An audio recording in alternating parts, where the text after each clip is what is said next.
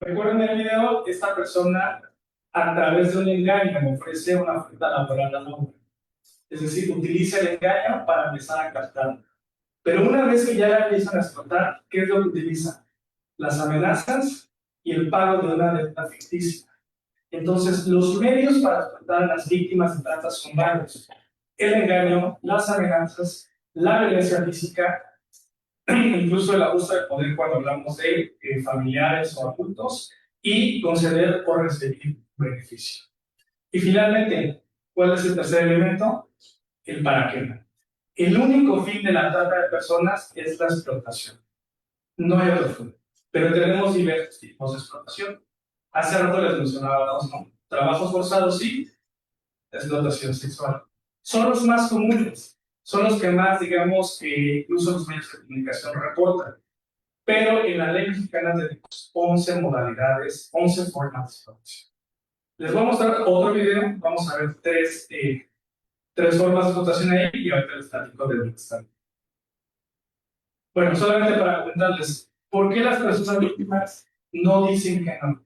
Y es una pregunta muy importante porque generalmente como sociedad pensamos que dicen, bueno, si te van a explotar porque dices que no. O generalmente de repente escuchamos decir, es que se fue la chica con el novio, ¿no? Y después lo explotó, pero ella quiso. No. Las personas no dicen que no, primero porque hay un tema de violencia física o psicológica, hay un tema de engaño, hay un tema de amenazas de violencia. Por ejemplo, en el video, la amenaza. Hay un tema de abuso de poder o vulnerabilidades cuando hablamos de niñas y adolescentes. También es importante mencionar que muchas de las ocasiones los tratantes son integrantes de las familias, son los padres, son los tíos, son familiares. Entonces, hay un abuso de poder. Y como pasa también en el video, hay un tema de una deuda. Se genera una deuda que puede ser real o puede ser ficticia o puede ir incrementando supuestamente con el tiempo y por eso las personas no dicen que no. Pero es muy importante recordar que ninguna persona puede dar su consentimiento para ser explotada. El consentimiento, entre comillas, se obtiene a través del engaño, de la violencia o de las amenazas. Pero nunca una persona va a decir, ok, yo doy mi consentimiento para que me exploten.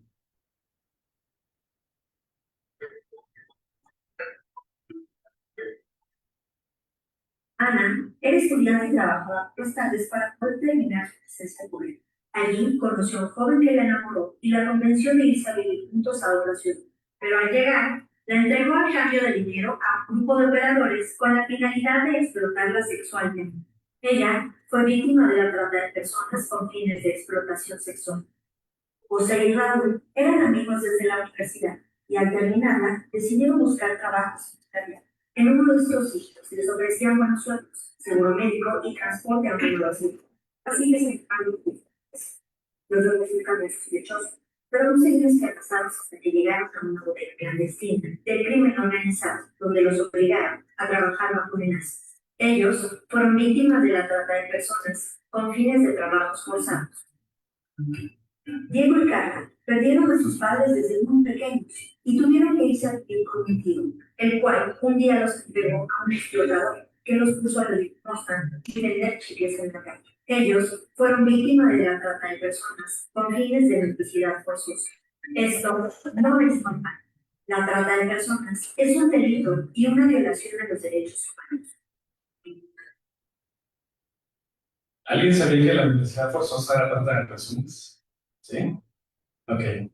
Tenemos 11 formas, les decía 11 modalidades en la legislación. Las más conocidas es la prostitución ajena u otras formas de explotación sexual y algo que conocemos como explotación laboral y trabajos forzados.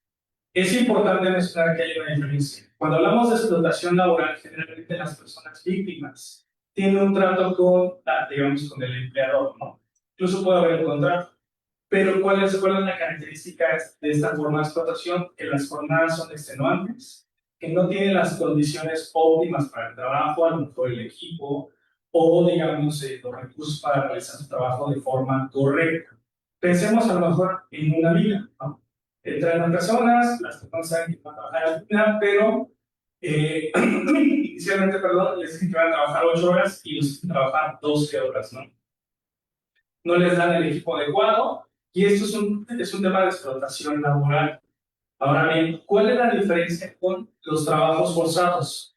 Que los trabajos forzados obligan a las personas víctimas a realizar cierto tipo de trabajos a través de la amenaza o la violencia. Otro caso, pensemos en una persona migrante que le dicen, ok, si no quieres que yo vaya y te denuncie a las autoridades migrantes, tienes que realizar cierto tipo de trabajos. Esos trabajos son distintos, la explotación laboral y los trabajos forzados, ¿no? Ahora bien, tenemos otras modalidades que no son tan comunes, que yo ya mencionaba el tema de la identidad forzada. Hay que tener en cuenta que no todas las personas que piden dinero o que venden productos en las calles son víctimas de trata. No lo sabemos. ¿Por qué? ¿Cuál tiene que ser la característica que una persona esté obligando a esos niños, a esas personas a pedir dinero o a vender productos a cambio de un beneficio económico? Otras formas de tratar a personas, otras modalidades de tratar a personas que a lo mejor no son tan comunes, pero que sí hablamos de este delito, es cuando se utilizan a personas menores de 18 años, a niñas, niños, adolescentes para cometer actividades delictivas. El famoso reclutamiento que estamos a lo mejor viendo ahorita en los medios de comunicación, donde se ofrecen a ciertos adolescentes su trabajo y los utilizan para cometer actividades delictivas. Eso es otra forma de explotación. El matrimonio forzoso o servil, que todavía se presenta en muchas comunidades del país, a lo mejor no en las grandes ciudades, pero sí en comunidades principalmente rurales, es otra forma de explotación. Otras dos modalidades que no son tan comunes en México, pero que sí hay casos, el tráfico de órganos, células y tejidos de seres humanos vivos, es un caso de trata de personas, y la experimentación médica ilícita en seres humanos. Por ejemplo, vamos digamos, con una empresa que está haciendo experimentación biomédica, pero no está regulada y no te establece cuáles son digamos, los términos para que puedan aplicar un producto médico en tu persona. Eso es trata de personas. El tema de la adopción ilegal de personas menores de 18 años también es trata de personas. Y finalmente, la condición de siervo. Esta tiene dos modalidades, por gleba o por deudas. Por gleba generalmente es, por ejemplo, pensemos en tierras donde los dueños quieren personal que trabaja en esas tierras. Y que cuando las venden a otro propietario, venden incluso a los trabajadores como si fueran esclavos, pero no son esclavos, son siervos. Esa es la condición de siervo por gleba. Y por deuda es cuando de un inicio, por ejemplo, una persona tiene que trabajar para pagar una deuda de un familiar o de un amigo. Un ejemplo, ¿no? Una persona se va a los Estados Unidos y la persona que lo va a trasladar le dice a su familiar, ok, ya lo voy a trasladar, pero tú tienes que trabajar conmigo para pagar el traslado a esa persona. Esa supuesta deuda y esa obligación de trabajar es un caso de trata de personas. ¿Vale? Entonces, esas son las 11 formas, las 11 modalidades. Podemos platicar más a detalle, pero el tiempo no nos va a dar. Entonces, solamente para que sepan que más allá de la explotación laboral y de la explotación sexual, tenemos otras formas de explotación. Ahora, ¿quién pueden ser las víctimas de trata? ¿Quién se imagina? ¿Todas las personas? ¿Todas las personas? Sí, todos podemos ser víctimas de trata. No importa la condición económica, la condición social, todos podemos ser víctimas de trata. Sin embargo, algo que sí es importante tomar en cuenta es que hay condiciones o situaciones de vulnerabilidad que pueden incrementar la probabilidad de que una persona pueda ser víctima de trata. Primero, cuando hablamos de niñas, niños y adolescentes, personas adultas mayores, personas que pertenecen a una comunidad indígena o afromexicana, personas en condición de movilidad humana, personas migrantes y refugiadas, personas con discapacidad o que forman parte de la comunidad LGBTQ+, o personas en situación precaria. Estas situaciones incrementan la probabilidad, justamente porque tienen, digamos, ciertas condiciones que puedes incrementar la probabilidad de que sean víctimas de trata. Pero recordemos, todos y todas podemos ser víctimas de este delito. Entonces, para recapitular esta primera parte, Recordemos, las víctimas se convierten en esclavos y pierden su dignidad. Con frecuencia, las víctimas o sus familias no reciben el dinero de la explotación. Recordemos que por la explotación se genera una ganancia económica, que generalmente las víctimas no reciben. ¿Se las queda quién? La persona tratante, el explotador. Segundo, la explotación sexual y los trabajos forzados son las dos formas más comunes, pero no son las únicas. Tenemos 11 modalidades de explotación en el país. Y finalmente, algo que ya les mencionaba hace rato, la trata de personas es el tercer negocio más lucrativo para la delincuencia, solamente después del tráfico de armas y el tráfico de drogas. Y es por eso que desde el proyecto de introducción estamos aumentando este enfoque financiero. ¿Para qué? Para que no solamente nos quedemos con detener a un tratante o a una red, digamos, pequeña, sino que rastremos el dinero, conozcamos a quién está beneficiando realmente estas ganancias y utilicemos un enfoque financiero para desarticular a las redes de trata de personas. Ahora bien, vamos a hablar de lavado de activos, que yo les sé que no están tan favoritos que en este tema, y les vamos a dar un video para que podamos ver a grosso modo qué es el lavado de activos. El lavado de dinero es un delito que se presenta de muchas formas y puede estar más cerca de lo que imaginas. ¿De dónde proviene este dinero? Su origen siempre está ligado a actividades criminales que dañan a la sociedad, como la corrupción, el narcotráfico, la trata de personas, extorsión, secuestro, hasta tráfico ilícito de armas y abuso de niños, niñas y adolescentes, entre otros. ¿Cómo funciona el lavado de dinero? Ante las altas ganancias generadas, el crimen organizado emplea diversas formas para que ese dinero aparezca de forma legal, utilizando el sistema financiero. Entre las más frecuentes destacan atributos a nombres de otras personas. Diferentes personas se ayudan a la denuncia y abren cuentas bancarias de sus depósitos y cantidades menores, pero constantes, para posteriormente hacer transferencias a una sola cuenta. Venta de bienes, casas, autos u otros bienes se compran con las ganancias magavidas, pagando una gran parte del efectivo y declarando el precio menor. Posteriormente, esos bienes se revenden en su precio real, justificando las ganancias de manera lícita. Uso de mulas se les llama así a quienes trasladan ganancias ilícitas, en ocasiones de un país a otro, para ocultar el origen y personas beneficiarias. Empresas fachada, en apariencia, son negocios legítimos que existen y operan normalmente, pero cuya función es recibir dinero ilícito y hacerlo parecer parte de sus ventas o servicios. Existen muchas más formas que el crimen organizado utiliza para disfrazar sus ganancias y cada vez mejor estructuradas. En ocasiones, las personas involucradas llegan a recibir una comisión, otras veces son engañadas para participar. Si te están pidiendo ayuda para realizar alguna de estas acciones, primero pregunta por qué no lo hacen ellos. ¿Por qué necesitan utilizarte y no dar la cara? Al ser parte del lavado de dinero, nos involucramos con el crimen organizado y les ayudamos a que y disfruten de las ganancias magavidas. Y esto nos afecta a todos. Por ello, hay que estar siempre alerta. Entonces, ¿qué es el lavado de activos? El lavado de activos o lavado de dinero, que digamos, lo vamos a utilizar de manera con sinónimos en este caso, es un delito que consiste en tratar de ocultar el origen ilícito de ciertos recursos, de dinero, de ganancias, con el objetivo de hacerlas pasar como legítimas y que los grupos delictivos puedan, digamos, utilizarlas sin ningún problema. Generalmente, digamos, las ganancias o el dinero que provienen de una actividad ilícita puede ser susceptible de lavarse. Todos. Entonces, a estos delitos que generan ganancias, los conocemos como delitos determinantes.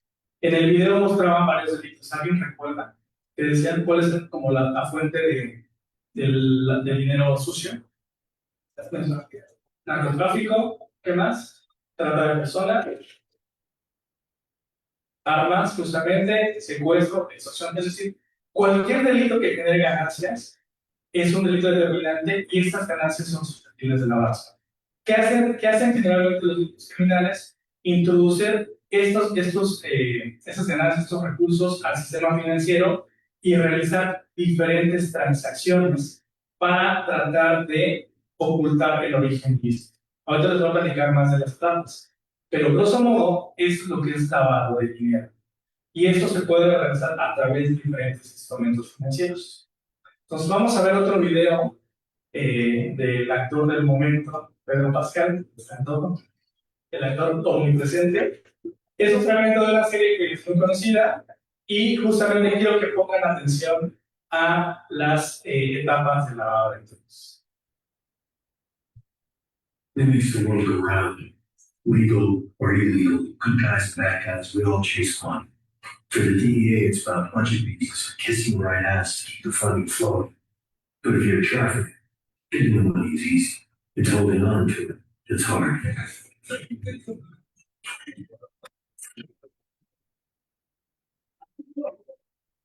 During the days, cash was flown back to Colombia on the same planes that carried coke in the States. Then it was converted into pesos, or, if you were Pablo Escobar, stuck in a hole somewhere.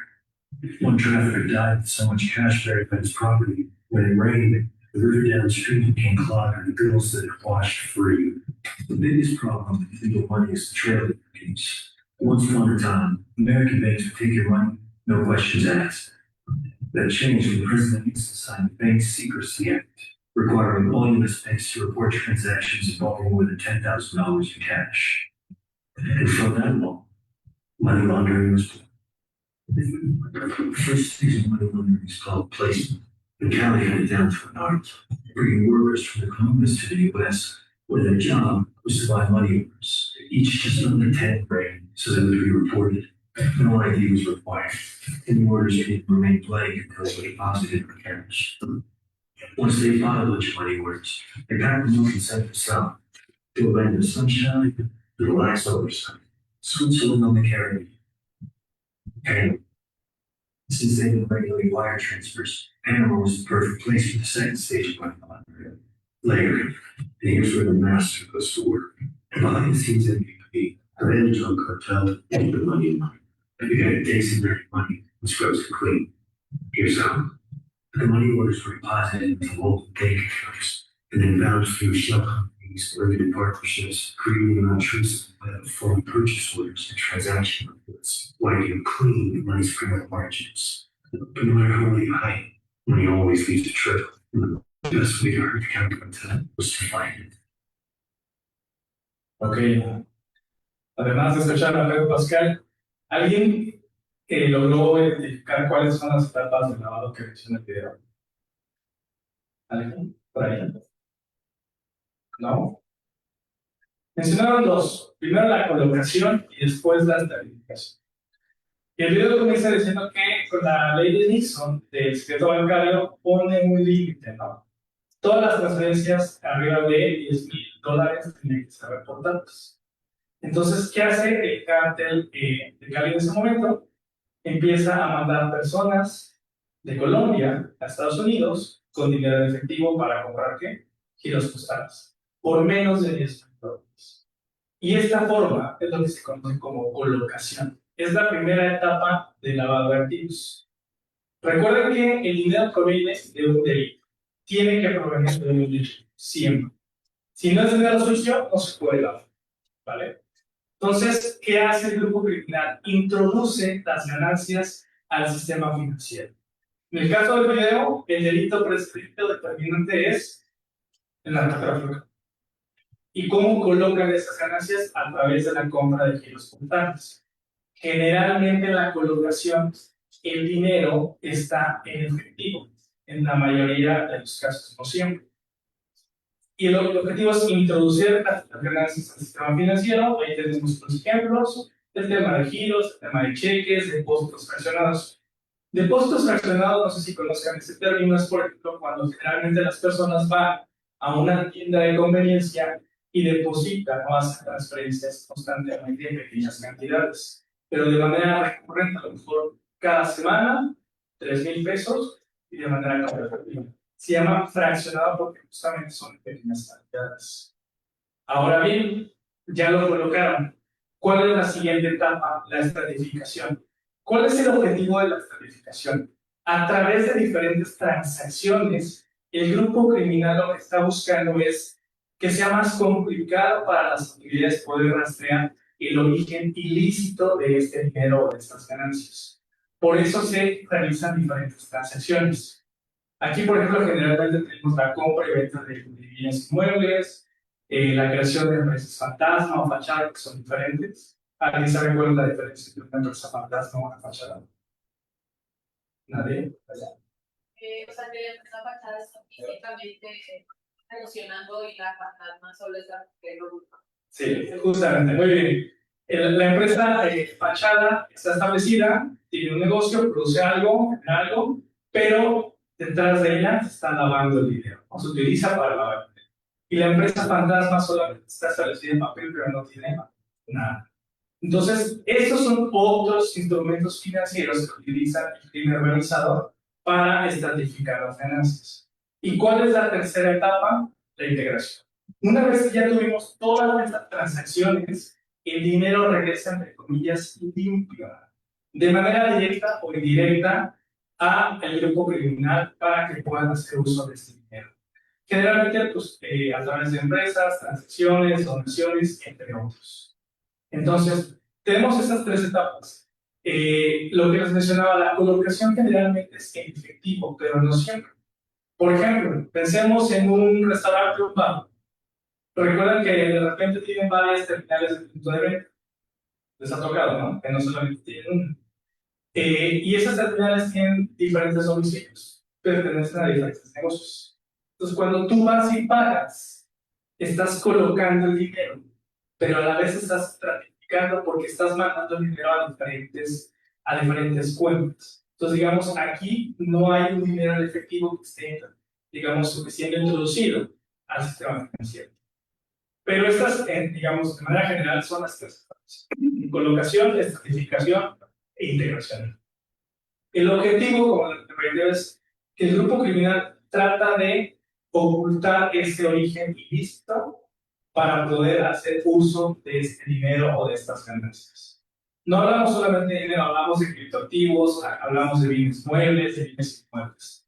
Todos los recursos que genera la delincuencia organizada pueden ser susceptibles de lavarse. Entonces recuerden, si el dinero no está sucio, no se puede lavar. Ahora bien, ¿qué estamos haciendo en el proyecto de inclusión? Ya les presento un poco el contexto, que es la trata de personas, que es el lavado de activos. Ya les mencionaba que la trata de personas es el tercer delito que genera más ganancias para la delincuencia organizada, y es por eso que estamos promoviendo este enfoque de inteligencia financiera. ¿Y qué estamos haciendo en el proyecto? Primero, identificamos 15 tipologías a nivel nacional sobre cómo se comete esa parte de lavar activos que provienen de la trata de personas. Este trabajo lo realizamos con las autoridades de 5 estados, con el gobierno federal, con el de inteligencia financiera, con la Secretaría de Gobernación, para entender justamente cómo los grupos criminales están lavando los recursos que provienen de la trata de personas. Son 15 tipologías y además la unidad de inteligencia financiera tiene tipologías publicadas. Actualizamos 2 que están relacionadas con otras personas. Hemos capacitado al personal de las fiscalías, especialidades de trata, a las unidades de inteligencia financiera en el país, en México, pero también en El Salvador, Guatemala y Honduras. Identificamos una tipología regional para estos 4 países, los países del proyecto. También hemos promovido diálogos regionales en el marco del Día Internacional de la Prevención del Lavado de Activos, que es el 28 de octubre. Este año tenemos un evento en Cancún y estamos fortaleciendo alianzas con actores estratégicos, no solamente con el sector público, sino con ustedes, con el sector privado, con las universidades, con la sociedad civil, para fortalecer la prevención, la sensibilización sobre estos delitos y, digamos, fortalecer la coordinación para prevenir ambos actividades ilícitas. Ahora bien, les voy a platicar un poco sobre una herramienta que trabajamos a raíz de las tipologías. Ya les comentaba que una tipología es básicamente cómo se convierte un delito. las características de cómo se comete este delito. Una tipología te brinda información sobre patrones, sobre dinámicas, sobre modus operandi, ¿no? Tiene dos elementos. Las dinámicas son las características más generales y los patrones son las características más recurrentes y específicas de cómo se está cometiendo el delito. ¿Por qué? Porque es importante para temas de política pública, de prevención, de política criminal, conocer las tipologías de cómo se cometen los delitos, porque precisamente las autoridades pueden, a partir de eso, focalizar sus recursos en las poblaciones que lo requieran y tratar de entender qué tipo de instrumentos están utilizando los grupos criminales. Pero no solo eso. Ustedes me preguntarán, como sector privado, ¿y a mí qué? ¿No? ¿Cómo eso a mí me beneficia? Pues precisamente como estamos hablando de dos delitos que pueden estar vinculados también con las empresas, recordemos que ustedes como sector empresarial tienen que tener esa parte de oficiales de cumplimiento, incluso el tema de prevención del delito. Es importante conocer cuáles son los sectores económicos que están siendo más afectados por este delito, cuáles son los instrumentos financieros que están utilizando los otros criminales, ¿no? Y sobre todo entender que en sus transacciones, con los clientes que tienen, con los socios que ustedes se relacionan, puede haber dinero que aprovecha de actividades delictivas y de actividades de trata de personas. Pero no solo para la parte, digamos, laboral, sino también para la parte personal.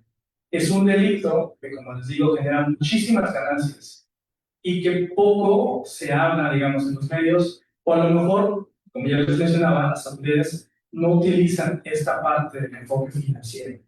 Generalmente se quedan solamente en tener ciertas personas victimarias, pero no hay un rastro de dónde llegan las ganancias, ¿no? ¿Cuál es el beneficiario final de estos recursos? ¿A quién está beneficiando? ¿Quién se está enriqueciendo con la explotación de personas, con la explotación de niños, con la explotación de mujeres? Entonces, lo que hicimos en el proyecto es trabajar estas tipologías a partir de investigaciones de las autoridades. Generalmente la Unidad de Inteligencia Financiera y organismos internacionales publican tipologías de sentencias, de casos que llegan ya a los jueces, pero en el caso del proyecto trabajamos con investigaciones que están en curso o que tuvieron las fiscalías. ¿Por qué? Porque no todas las investigaciones llegan a juicio. Y hay información muy valiosa en esas investigaciones que nos permite entender el modus operandi de los grupos criminales. Por eso trabajamos de esta forma. Y como les reitero, trabajamos 15 tipologías. ¿Cuál era el problema que teníamos? Que teníamos información muy variada y con términos distintos. A lo mejor algunos le llamaban traslado en auto, otros le llamaban transporte de víctimas en Uber. Y lo que nos dimos a la tarea del equipo es tratar de ir clasificando toda la información. E hicimos una herramienta para categorizar la información y poder identificar los elementos básicos de ambos delitos. Entonces, obtuvimos esta herramienta que nos brinda información para identificar de manera general los delitos de la trata de personas y el lavado de activos. Tenemos elementos de trata, instituciones afectadas, instrumentos financieros, características de las personas víctimas, de las personas victimarias, el lugar o zona donde se cometen los delitos y los instrumentos financieros. Cuando hablamos de dinámicas de trata, ya les mencioné hace rato, hablábamos de tres elementos, ¿no? Actos, medios y fines. El acto es qué se comete. Platicábamos del caso de Laura. ¿Alguien recuerda el caso de Laura? El video que les mostré. ¿Había una captación? Sí, ¿no? La persona victimaria se acerca a Laura porque Laura tiene una necesidad económica. Hay un traslado, no se menciona, puede ser un traslado nacional o internacional, tal vez un traslado terrestre, aéreo o marítimo, y hay un tema de rehabilitación. El video no nos menciona dónde se reúne Laura, pero probablemente era una casa de seguridad, o puede ser un hotel, o puede ser un restaurante, ¿no? ¿Cuál era el medio que utilizaba en el caso de Laura? ¿Qué utilizaban para captarla? ¿Recuerdan? La necesidad económica. Se le ofrece un trabajo, pero fue un engaño, ¿no? Y una vez que ya está siendo explotada, ¿qué se utilizó para mantenerla ahí? La deuda y las amenazas. Entonces lo referimos al medio. Finalmente, en el caso de la obra, la finalidad es la explotación laboral. Entonces, estas son las primeras características finales. ¿Qué más encontramos en la herramienta? Que hay diversos sectores de la sociedad que están siendo afectados por estos delitos. Entre los más comunes, el sector bancario y el sector financiero. Pero, por ejemplo, el sector inmobiliario, ustedes me pueden decir, ¿por qué el sector inmobiliario? Por dos cosas. Porque los grupos criminales están invirtiendo, comprando casas, departamentos, o porque utilizan ciertas casas para mantener a las víctimas. Lo mismo pasa en el caso de los restaurantes. En estas tipologías encontramos también que, por ejemplo, los grupos criminales utilizan los restaurantes para explotar a cierto tipo de víctimas. Pero también los grupos criminales están invirtiendo en negocios de restaurantes y bares. Ahora bien, ¿cuáles son los principales instrumentos financieros que utilizan, digamos, a grosso modo en estas tipologías que trabajamos en el país? El uso de cuentas bancarias, la inversión en el sector comercial, cualquier tipo de negocio, transferencias, depósitos y la compra de bienes muebles e inmuebles. Cuando hablamos en el caso de las personas víctimas, hablamos de cuál es el sexo, la edad, la nacionalidad, pero dos características muy importantes: el nivel de marginación de las víctimas y si presentan una o varias situaciones de vulnerabilidad.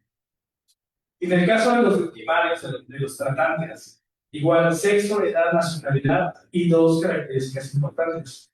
Si tiene una relación familiar o de confianza con la víctima, lo que les mencionaba al principio, en un porcentaje alto de los casos de trata, los victimarios son parte de la propia familia. O son los padres, o son los tíos, o son el primo, o son un vecino o un amigo de la familia. Por eso nos dimos a la tarea de identificar si tiene una relación familiar o de confianza. Y otra cosa importante, si pertenecen a un grupo criminal.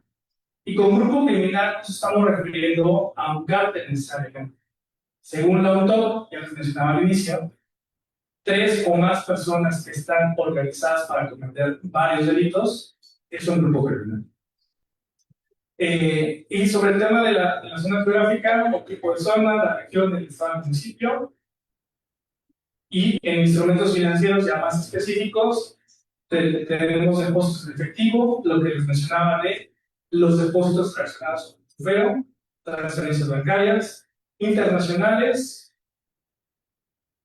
las empresas fachada es un elemento importante, la inversión en negocios al comercio, al menudeo, el uso de prestanombres, otro elemento importante para lavar activos, y el tema de depósitos en empresas con servicios de SPP o el uso de terminales de punto de venta.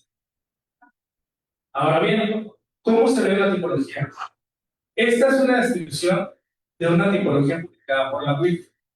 Es un documento público, lo pueden consultar en la página de la web. Es un extracto de esta descripción y nos describe precisamente un caso de lavado de activos proviene de la explotación de ciertas personas. Pues para que no solamente hable yo, ¿alguien podría leer el primer párrafo?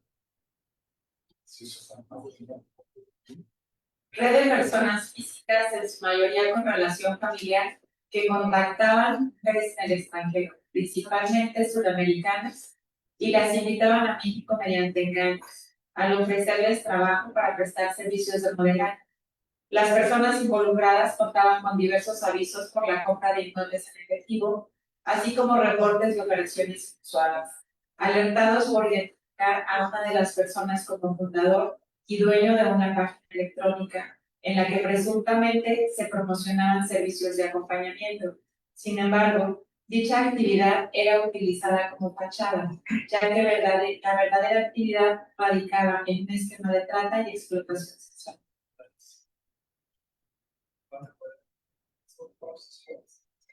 Los recursos obtenidos se depositaban en una empresa donde las personas accionistas y firmantes eran familiares del líder, después de devolverlos a este último principalmente tiene transferencia con concepto de honorarios. simulando una prestación de servicios. Además, el líder realizaba las transferencias internacionales, compra de criptomonedas, muebles, automóviles y joyas con precios elevados que resultaban incongruentes con su perfil económico. Gracias.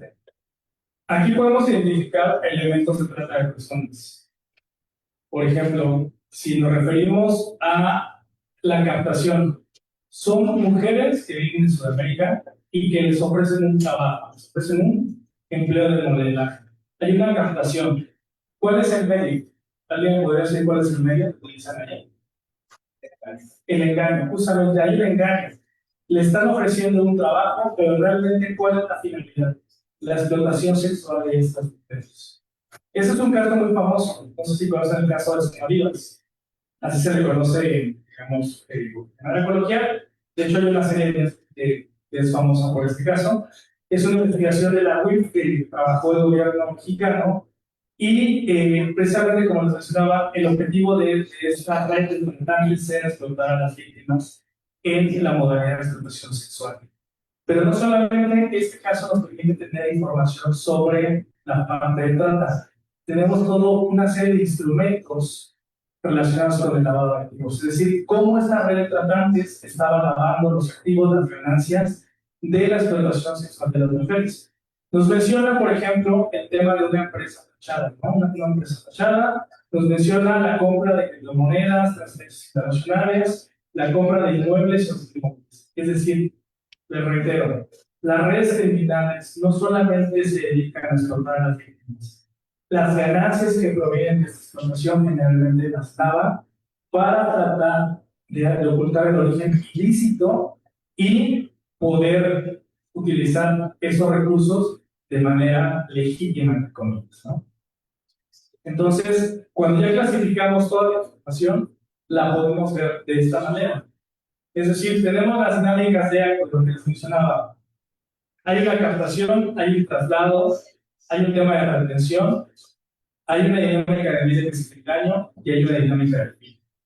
Cuando hablamos de cuáles son las instituciones afectadas, tenemos varias, ¿no? Desde el sector bancario, el sector inmobiliario, las aerolíneas comerciales, cómo transportaban a las víctimas a través de aviones. El tema de transmisoras de dinero, cómo enviaban los recursos de regreso a través de esas transmisoras que pueden ser, por ejemplo, Western. El tema del sector hotelero también se veía afectado porque la retenía en hoteles, en moteles, y el tema de plataformas de transporte de pasajeros, generalmente a través de este tipo de plataformas las transportaban al lugar donde iban a ser explotadas, entre otros. ¿Y cuáles son los instrumentos financieros que este caso nos da? Transferencias, compra-venta de bienes inmuebles, de bienes muebles, entre otros. Es decir, esta herramienta lo que nos permite es poder clasificar la información de la forma en la que operan los grupos delictivos. Y, por ejemplo, en el caso de las características de las personas víctimas, tenemos que son mujeres mayores de edad, mexicanas y extranjeras, las condiciones de vulnerabilidad, pero también tenemos información de los victimarios.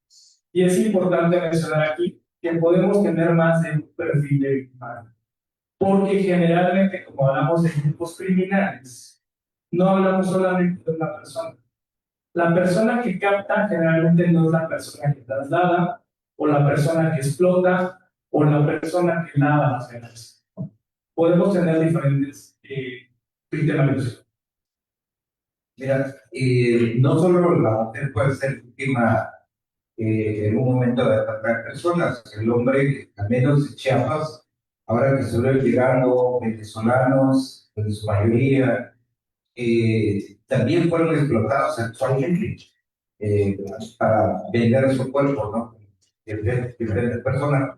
Yo te recomendaría que vieras una película que se llama La vida loca de Sabina Rivas, filmada en Chiapas. Muchas gracias. Oye, preguntarte, ¿por qué únicamente pones como fin la explotación sexual? Si el delito de trata también es el obligar a trabajos forzados, y en muchos de ellos, lo sabemos, por ejemplo, en el caso de migrantes y otros individuos, que son forzados por la delincuencia organizada para enviarlos en sus redes, en sus organizaciones. Entonces, creo que el delito de trata es mucho más amplio. No solamente tiene la connotación sexual, No, tiene muchas más. esta herramienta nos permite clasificar para este caso en particular. Hace rato les explicaba justamente que tenemos ¿cuántas modalidades? 11 modalidades, no solamente una. Y si recuerdan también los datos, mostraban que no solamente las mujeres eran explotadas, sino también los hombres. Pero me estoy refiriendo a este caso en particular. Solo que les quiero comentar es que esta herramienta que trabajamos en el proyecto permite clasificar la información de una tipología. ¿A qué nos referimos con tipología? La forma en que se cometen estos dos delitos, a partir de casos específicos. En este caso tenemos que la explotación es la explotación sexual de mujeres.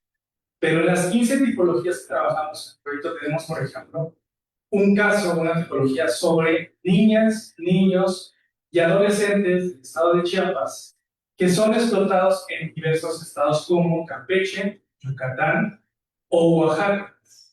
¿Cuál es la forma de explotación? Mendicidad forzada y trabajos pesados. Es decir, va cambiando dependiendo de las tipologías.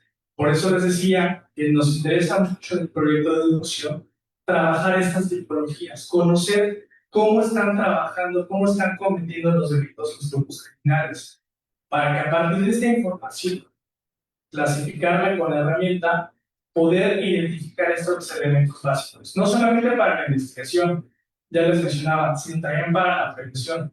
Ustedes como empresas, como el sector empresarial, poder identificar dónde se está moviendo el dinero y desde sus políticas empresariales, las políticas de cumplimiento, las políticas de identificación de riesgo, poder estar alertas ante estos casos, ¿no? Pero también es la parte personal, como ciudadanos, ser conscientes de cuáles son las principales formas, mecanismos, patrones, dinámicas que utilizan las redes digitales. Entonces, a partir de toda esta información, recuerden, son 15 tipologías, trabajamos con 5 estados en el gobierno federal. No es una fotografía completa del país, pero sí nos brinda información. ¿Qué encontramos? ¿Qué fue lo que encontramos? Que las personas víctimas, como usted ya lo decía, en un 59% son mujeres, pero tenemos un 41% que también hay hombres, no solamente las mujeres. Y en edad, tenemos que un 35% son niñas, niños y adolescentes, en un 35% son mayores de edad y un 30% tenemos tanto menores como mayores. Ahora bien, algo que es sumamente importante, ¿cuáles son las principales situaciones de vulnerabilidad que presentan las víctimas? En un 82% una condición socioeconómica precaria, en un 65% son menores de edad, en un 35%, y eso es importante, son personas que pertenecen a comunidades indígenas o afromexicanas, y en un 29% presentan un bajo nivel educativo. Recordemos, todos y todas podemos ser víctimas de trata, pero estas situaciones de vulnerabilidad incrementan la vulnerabilidad, ¿no? Una persona puede tener más de una situación de vulnerabilidad. Ahora, ¿qué pasa con los victimarios? ¿Cuáles son las características? En un 46% son hombres, en un 36% también, en un 18% tenemos mujeres y en un 36% tenemos hombres y mujeres. En el caso de la edad, en el 68% son mayores de edad. Pero si recuerdan, mencionaba hace rato, en la herramienta de categorización, hay dos características que en el proyecto nos interesa mucho conocer. Primero, si tienen una relación familiar o de confianza con las víctimas. En un 36% sí. Son personas cercanas al núcleo familiar o pertenecen a la propia familia. En este caso de los niños y adolescentes de Chiapas, quienes captaban a las víctimas eran integrantes de la propia comunidad, conocidos de los padres. Les decían, oye, me voy a llevar a tu hijo a Oaxaca, a Campeche o a Quintana Roo para darles trabajo y para que te envíen dinero para la familia. Pero realmente es una red de tratantes. Y otro dato importante, en un 57% tenemos una asociación a un grupo criminal.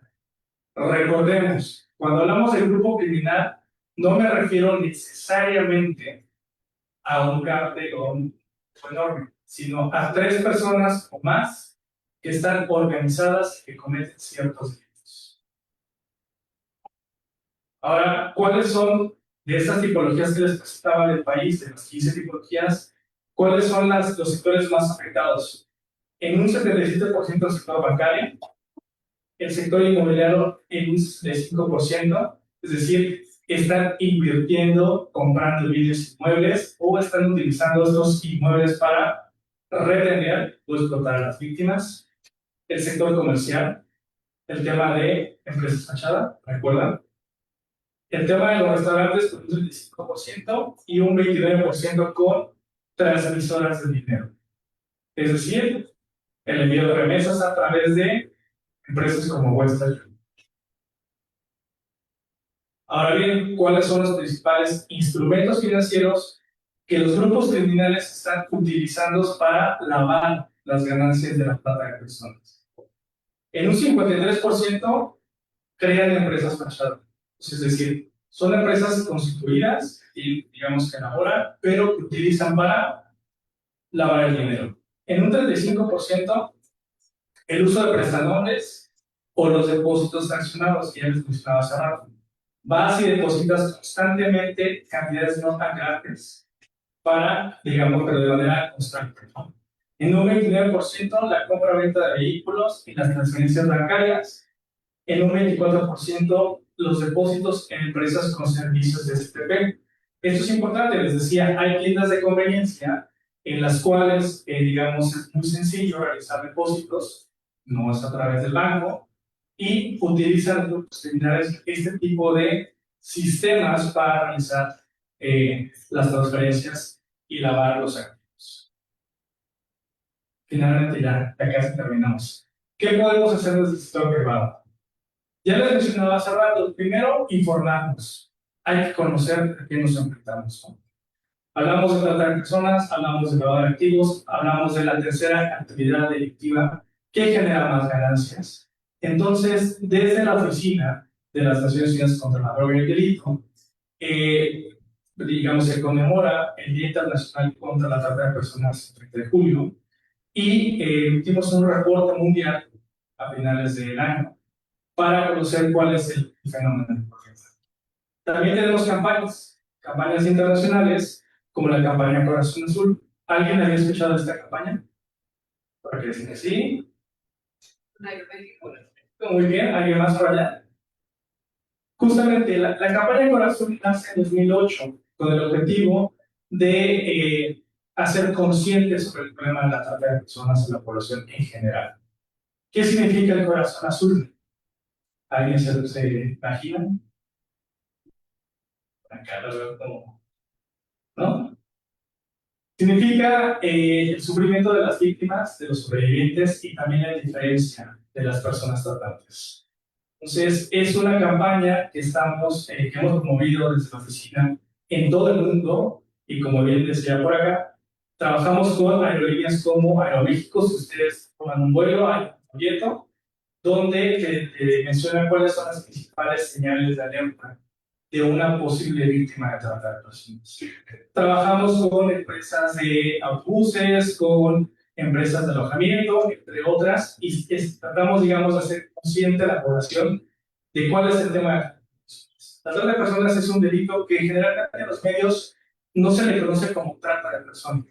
Se habla de explotación sexual, se habla de prostitución, de trabajos forzados, a lo mejor se les menciona incluso el tema de reclutamiento de niños, pero como trata no es tan común que los medios de comunicación denominen, pero el delito como tal es trata de personas, ¿no? Y esta es, digamos, la campaña. Entonces, otra forma es informarlos, partir de este tipo de información, pero no solamente eso, actuar. Ya les mencionaba, en el sector privado podemos tener casos de trata.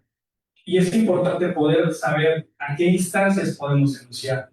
Tenemos una línea nacional contra la trata de personas, el Consejo Ciudadano de la Ciudad de México, que recibe reportes, brinda atención inmediata a las personas víctimas, da acompañamiento para la denuncia y el seguimiento de los casos. Pero no solamente eso, también tenemos el 089 para denunciar anónimamente y el 911. Ahora bien, nosotros desde el proyecto de difusión, como les mencionaba, estamos promoviendo este enfoque financiero. No solamente quedarnos en detectar los casos de trata o detener a ciertos victimarios. Hay que rastrear el dinero. Para desarticular a las redes de trata, tenemos que seguir el dinero. ¿A quién está beneficiando al final estas ganancias? Y por eso estamos desarrollando una estrategia de comunicación para prevenir la trata de personas y lavado de activos, con especial énfasis en juventudes.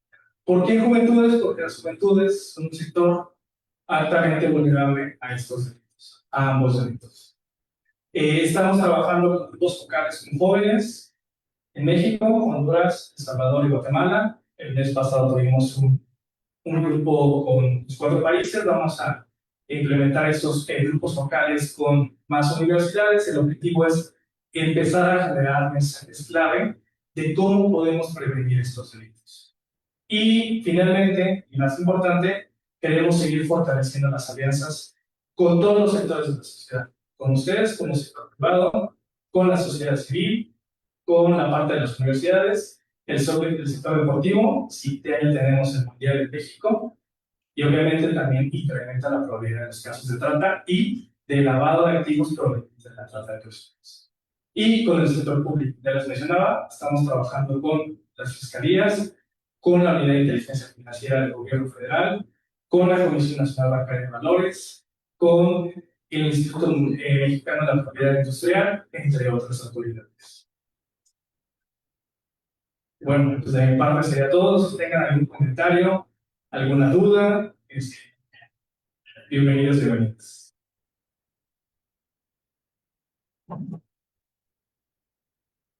Ahorita una sección de encuestas, Karen, si me ayudas con el micrófono, por favor, para Ana aquí.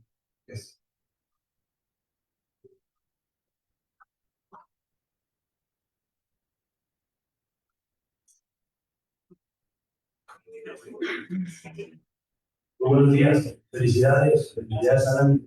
Fíjate que ahorita que lo que comentaban las alianzas, ¿no? A mí vengo de Baja California, soy presidente de la Comisión de Ciudadanos de Baja California. Pues obviamente pues, somos empáticos de estos temas tan importantes que afectan a la sociedad. Pero veo, hace poco tiempo, hace unos cuantos meses este año, vi una noticia que me causó sorpresa positiva. Ya que Polaris había detectado, no me acuerdo si era niña o niño, pero que era víctima de trata y que estaba haciendo, pues, como comentas, pues a través de un vuelo, ¿no? Y me llamó mucho la atención que lo detectaron y tienen un protocolo, si no me equivoco, para estas actuaciones y le dieron pista a la autoridad y pues salvaron a la víctima, ¿no? Entonces, pues son casos, ¿cómo se dice? Pues son pocos los casos que se pueden evitar y qué bueno que se realicen estas actividades con ustedes, con el sector empresarial y nosotros como usuarios de derechos humanos. Quería comentar ese ejemplo positivo, ¿no? Por llamarlo así, ¿no? No, y es un esfuerzo por compartirlo porque efectivamente en esta campaña de Corazón Azul, que también trabajamos con Polaris, de hecho, lo que les mencionaba, ¿no? Tenemos este folleto que pueden ver parte inferior derecha, bueno, sí, su derecha de ustedes, la izquierda la mía, justamente para poder identificar cuáles son los principales signos, ¿no? Las principales señales de alerta de una posible víctima de trata. Y justamente las empresas de las aerolíneas están familiarizadas, han recibido mucha capacitación, tienen protocolos propios para poder identificar si una persona está siendo posiblemente explotada, trasladada. Recuerden que tenemos varios verbos de la trata de personas: desencartar, trasladar, retener, explotar. Y justamente ahí le dice varias señales de alerta, ¿no? Si es la persona a lo mejor está identificada, si no habla el idioma del país, si a lo mejor tiene mucho miedo, si a lo mejor va acompañada por otra persona y la otra persona no le permite hablar, o no conoce cuál es su destino, el domicilio a donde va a llegar. Son señales, o sea, digamos, no es necesariamente que sea, ya con esas señales va a ser una víctima de trata, pero sí te prende la alerta, que aquí pone atención. Y justamente estas empresas que se dedican al tema de trasladar, digamos, de alojar, estamos promoviendo mucho la sensibilización, la capacitación con ellas, para que puedan ser conscientes de esos casos y colaborar con las autoridades. Por eso que les digo que es sumamente importante que no solamente sean conscientes, sino que también colaboren. Hablaba al principio del tema de la corresponsabilidad, que seamos corresponsables como ciudadanos en atender, prevenir, detectar y colaborar con las autoridades para poder ir atendiendo y desarticulando las redes de trata, ¿no? Pero sí es un gran ejemplo. Muchísimas gracias por compartirlo. Muchas gracias, Cristian, por la charla. Yo pido una disculpa, llegué tarde, no por eso mi pregunta anterior, pero hace un ratito mencionabas que normalmente en estas investigaciones se llega hasta el victimario.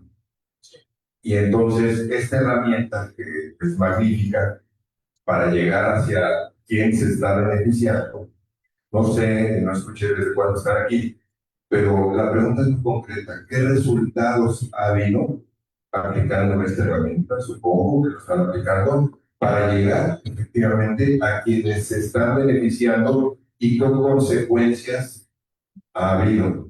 Y por el otro lado también este tipo de delitos siempre cuentan normalmente con la protección de autoridades. Sin lugar a dudas, ¿qué se está haciendo también?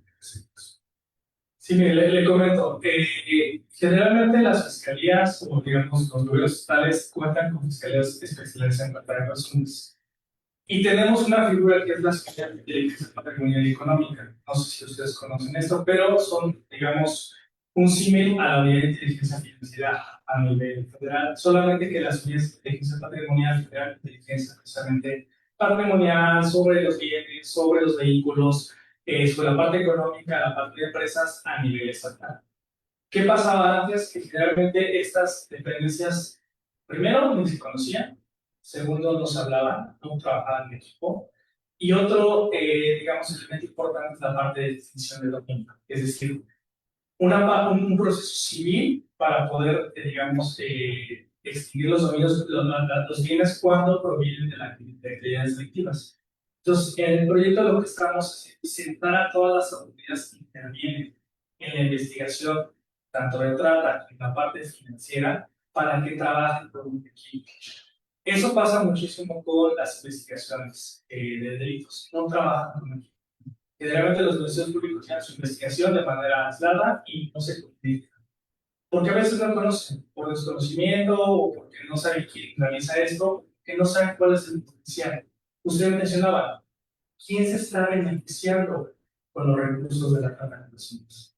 Y eso es lo que estamos comentando.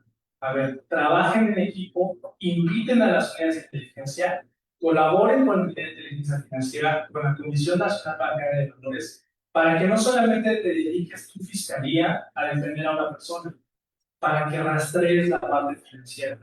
Porque solamente tienes a uno, pero cuando hablamos de una red de criminales, no hablamos de una persona, hablamos de muchas personas, incluso familias, grupos organizados. Entonces, hay que rastrear esa parte financiera. Eso lleva tiempo. Eso requiere capacidades muy específicas.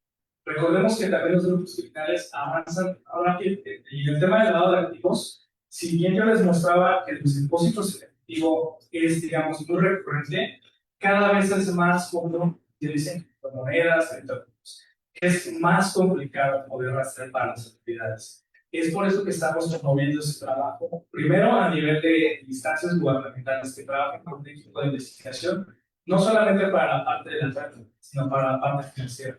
Es lo que les decimos nosotros, utilizar un enfoque financiero, de inteligencia financiera, para desarticular las redes de trata. En muchas ocasiones, en estas veces que hemos tenido con ellos capacitaciones, los funcionarios públicos no tenían ni idea de cómo utilizar la parte financiera. Desconocen, y es entendible, tampoco tienen que ser todólogos. Por eso tienes a un analista financiero, que es el especialista que puede decir a ti como fiscal, Para este caso, ¿qué es lo que recomiendo? ¿Cómo podemos hacer una red de vínculos y empezar a detectar cómo se mueve el dinero o los recursos que provienen de la trata? Entonces estamos promoviendo el objetivo es justamente que se armen equipos de trabajo en la especialidad de trata con las unidades de inteligencia, con la institución de dominio, colaboren con la Unidad de Inteligencia Federal, con la Comisión Nacional Bancaria de Valores, incluso a nivel internacional. Porque otro caso importante, otro dato importante es que el lavado de activos no se mueve nada, no solamente del país. Recordemos que los casos más emblemáticos de lavado de activos como Odebrecht, ¿a cuántos países, a cuántas jurisdicciones competen? A varias. Y entonces ahí las autoridades tienen que colaborar. Son investigaciones que sí llevan mucho tiempo porque no es tan fácil detectar cómo se está moviendo el dinero. Si ustedes recuerdan las 3 etapas de lavado que les mencionaba, lo más sencillo es colocarlo. Lo complicado es que cuando estratifican, hacen tantas transacciones que es sumamente complicado decir, ok, este recurso proviene de una actividad ilícita. Y el tema, como usted dice, ¿a quién está beneficiando al final? Es importante también eso. Y digamos, a nivel nacional se está promoviendo con estas reformas a la ley de ORPI, entre otras inteligencias, tratar de que las autoridades identifiquen cuál es el beneficiario final, quién se está beneficiando con estos recursos ilícitos. Porque a veces no solamente es el grupo delictivo, son familiares, son socios, son amigos que se benefician de estos recursos. Pero estamos implementando esta herramienta, estamos implementando la coordinación. Al inicio les mostraba el objetivo del proyecto es fortalecer la coordinación entre todos los actores que están involucrados en esta parte.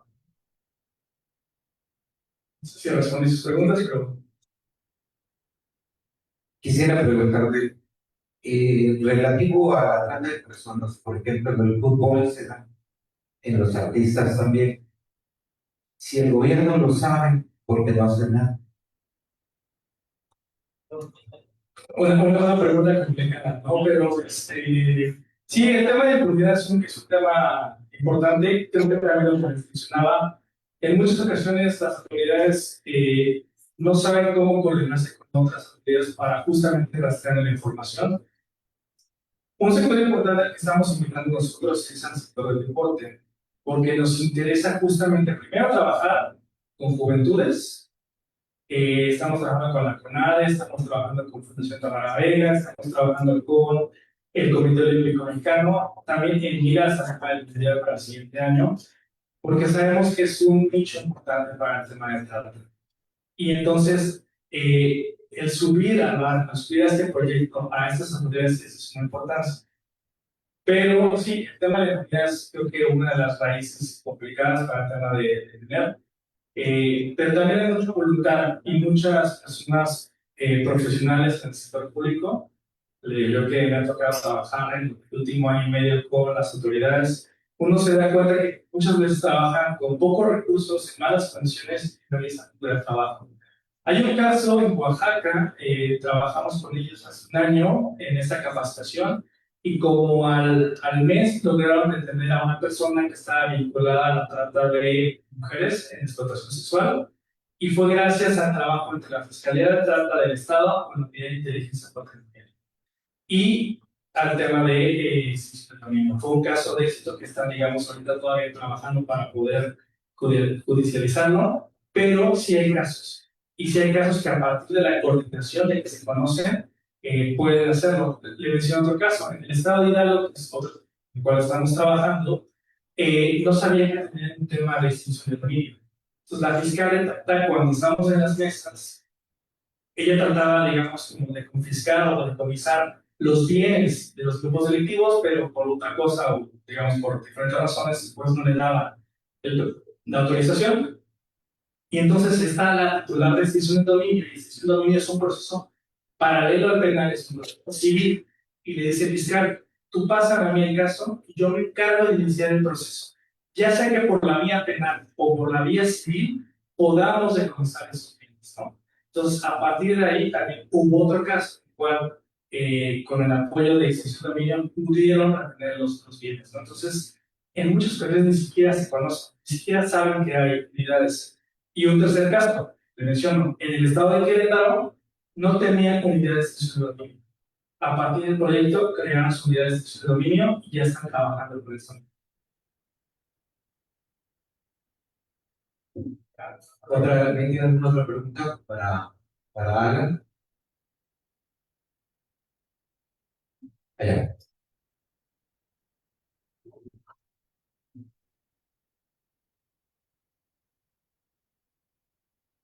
Muchas gracias.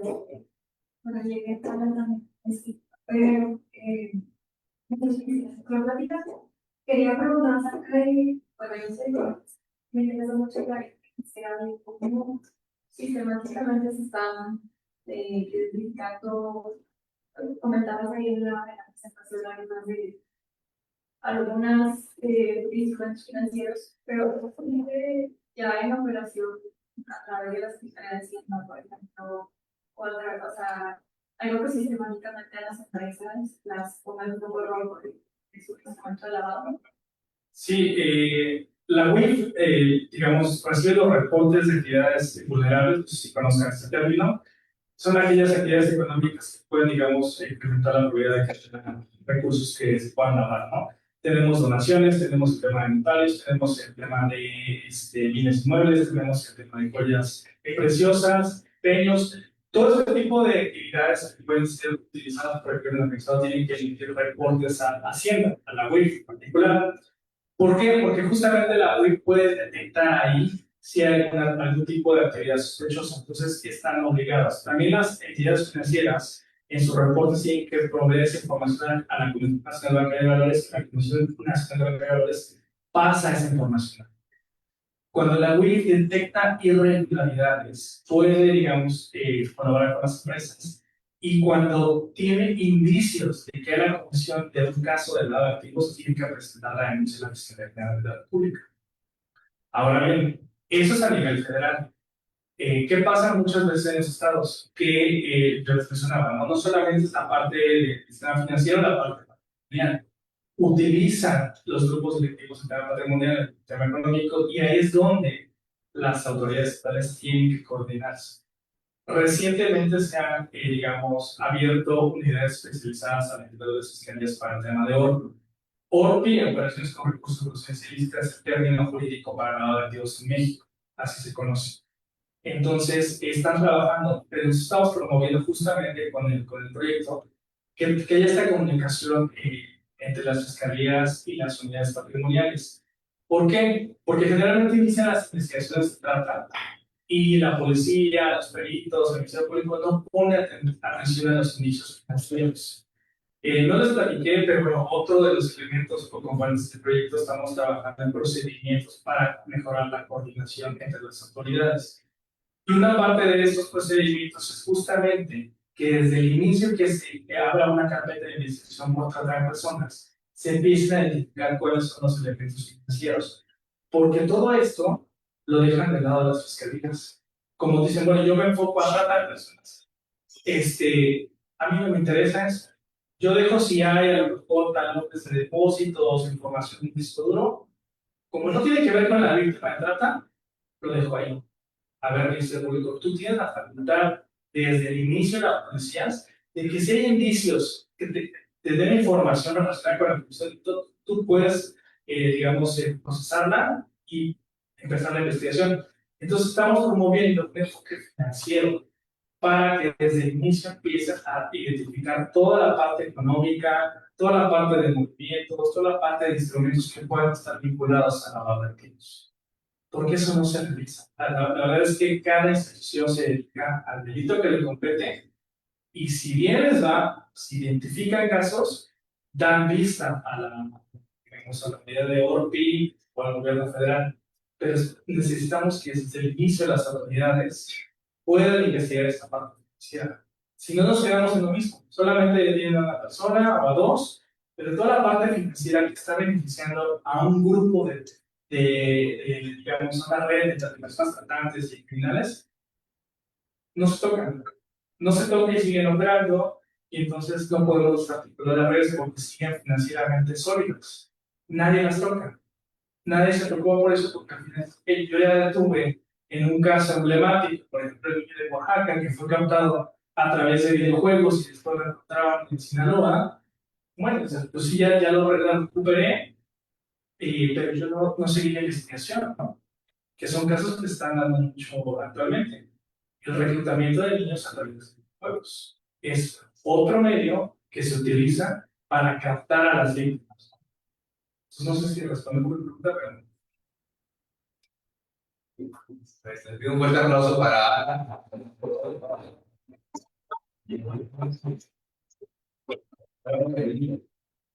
de Naciones Unidas. Bueno, vamos a hacer un ajuste de 5 minutos porque se va a tratar de una persona también por Zoom que va a acompañar la conferencia de hoy. Serán 2 personas ponentes, una presencial y una en línea. Entonces, denos 5 minutos para averiguar eso y comenzamos. Hacemos la prueba, por favor, también.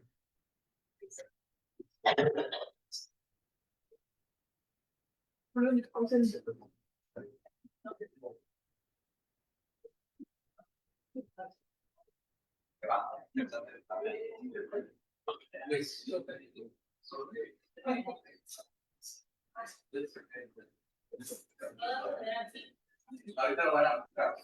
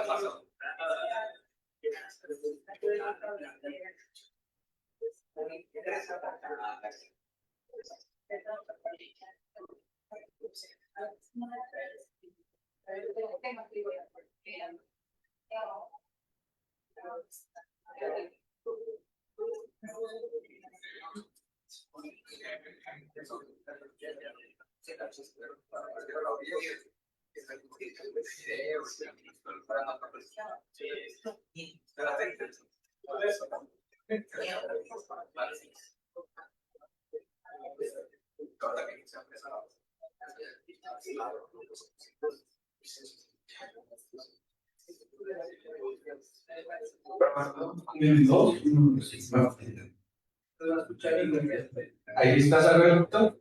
Sí, bueno, si pueden poner también ya la presentación. Y ahorita.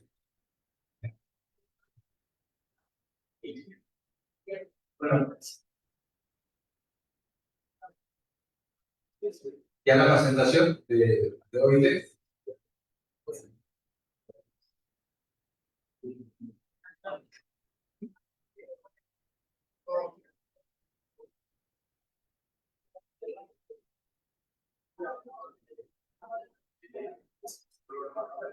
Sí, está combinada con las láminas para hacer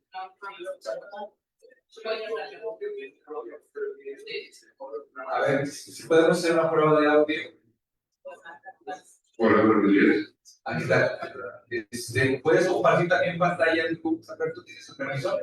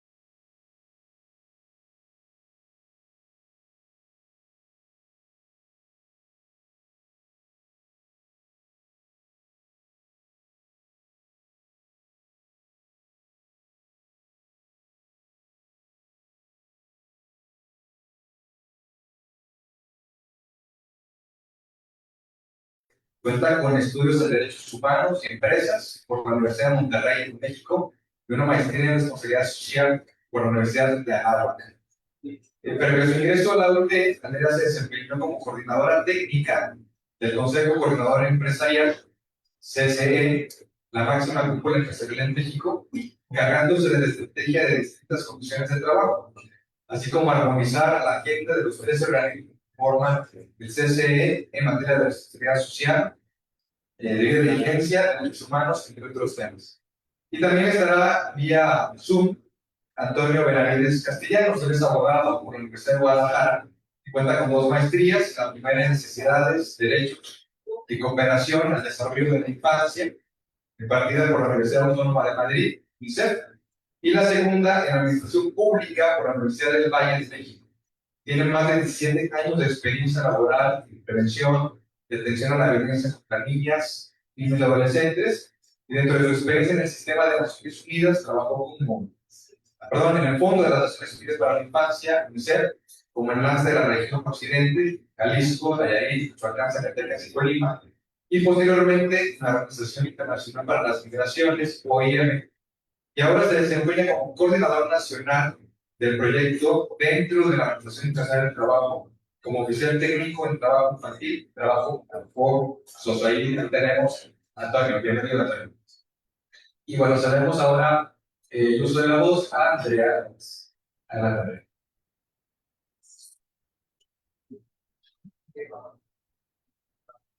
Sí, gracias. Pues muchísimas gracias por acompañarnos el día de hoy.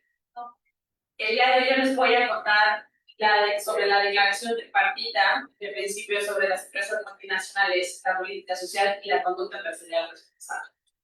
Y a la mitad le voy a dar la palabra a mi colega Antonio Benavides para que nos ahonde más en el tema del trabajo forzoso y trabajo infantil. Entonces, quiero empezar por contarles qué es la Organización Internacional del Trabajo, porque ayer estuvo ONU-DH con Laila y hace ratito estuvo Alan de UNODC, que raro que no nos pise, pero ahorita, entonces, de repente dicen cómo hay tantas personas de Naciones Unidas, cómo funciona esto, pero seguramente escucharon que esta semana la Asamblea General de la ONU también está sesionando, entonces es un mundo el tema de Naciones Unidas. Creo que lo principal es entender que el sistema de Naciones Unidas es muy grande, pero hay agencias dedicadas a cada uno de los temas más importantes, ¿no? Y en este caso, la Organización Internacional del Trabajo es la Agencia de Naciones Unidas que se enfoca en trabajo decente y justicia social. Es decir, todo lo que tenga que ver con derechos laborales lo revisa la Organización Internacional del Trabajo. Y algo muy importante dentro de la OIT es la única agencia de Naciones Unidas que es tripartita. Esto quiere decir que tenemos 3 tipos de mandatos: los gobiernos, las organizaciones empleadoras y empleadores. Aquí en México es CONCAMIN y COPAMEX. Y las organizaciones de personas trabajadoras, como serían los sindicatos, la CROM, la CTM y la ONT. Si nos vamos a la siguiente lámina, acá les quería contar un poco cómo ha sido la relación de México con la OIT. Justo este año celebramos 70 años de trabajo aquí en justicia social en México. Y de lo más importante es que tenemos 10 convenios fundamentales dentro de la OIT.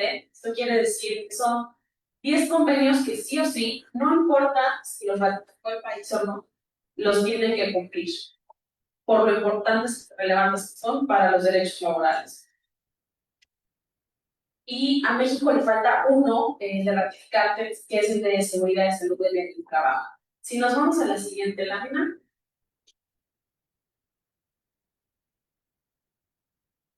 ¿Cómo es que estamos aquí el día de hoy hablándoles de conducta empresarial responsable y de la declaración tripartita? Es por este proyecto, Conducta Empresarial Responsable en América Latina y el Caribe. El proyecto será. Actualmente estamos en nuestra segunda fase y está impartido en conjunto por la Organización Internacional del Trabajo, por la OCDE y por ONU-DH, junto con Laila, que les dio la presentación el día de ayer. Estamos financiados por la Unión Europea y tenemos trabajo en 9 países de América Latina, por supuesto uno de ellos México, ¿no?